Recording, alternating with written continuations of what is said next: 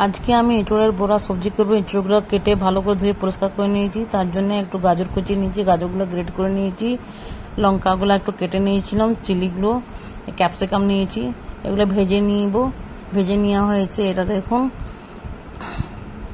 এগুলো সব তুলে নিয়েছি। গাজরটা আর ক্যাপসিকামটা ভেজে বার করে নিলাম, একটু ঠান্ডা হোক, একটা মেখে দেবো। এগুলো এঁচোড়টা দিয়ে ঠান্ডা হয়ে গেছে। এঁচোড় আর সব ক্যাপসিকাম আর গাজর দিয়ে একটা মেখে নিচ্ছি, আগে মিক্স করে নেবো। এরকম আপনারাও করে খাবেন, খুব ভালো লাগবে খেতে। আমি এটা ভালো করে মিক্স করে নিচ্ছি।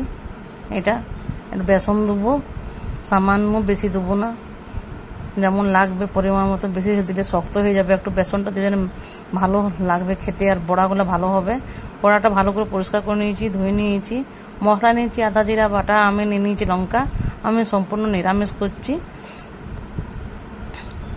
তেল দিয়েছি, তেলটা গরম হতে দিয়েছি। তেলটা গরম হয়ে গেছে, বড়াগুলো ছেড়ে দেবো আমি একটা একটা করে।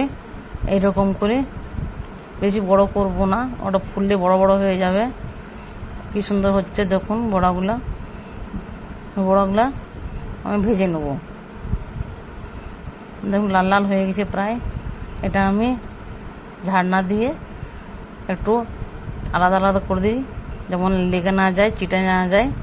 সবগুলো পাল্টে দেবো। এগুলো লাল লাল হয়ে গেছে একদিকে, এক পাশটা, আর এক পাশটা উল্টে দিচ্ছি।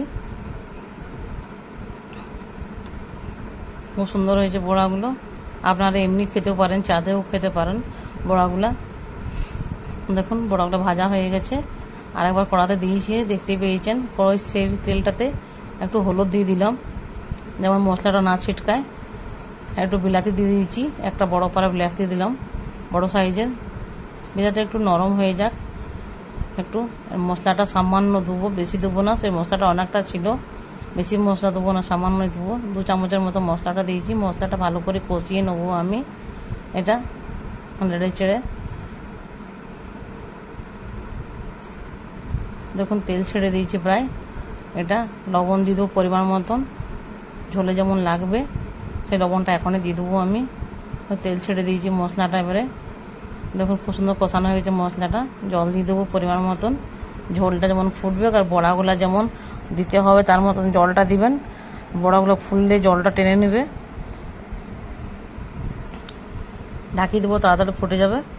দেখুন ফুটে গেছে ঝোলটা, কত সময় ফুটছে। ঘরে করে খাবেন, নিশ্চয়ই ভালো লাগবে। আপনারা আমার চ্যানেলটা সাবস্ক্রাইব করবেন, চ্যানেলটাকে লাইক করবেন, শেয়ার করবেন, সাবস্ক্রাইব করবেন। বড়াগুলো আমি দিয়ে দিচ্ছি আস্তে আস্তে। আমি ফ্লেমটা বন্ধ করে দিয়েছিলাম। দেখুন কত সুন্দর হয়েছে। এরকম খাবেন করে ভাতের সঙ্গে, রুটির সঙ্গে, পরোটার সঙ্গে। পাশের বেল আইকনকে অবশ্য ক্লিক করে রাখবেন নতুন নোটিফিকেশন পাওয়ার জন্য। আবার আসবো আপনাদের কাছে নতুন একটা রেসিপি নিয়ে। দেখুন একটু ভেঙে দেখাচ্ছি, কত নরম হয়েছে দেখুন, খুব সুন্দর হয়েছে। এটা কোপ্তা বলে লোক। আবার আসবো। ধন্যবাদ। আপনারা ভালো থাকবেন, সুস্থ থাকবেন।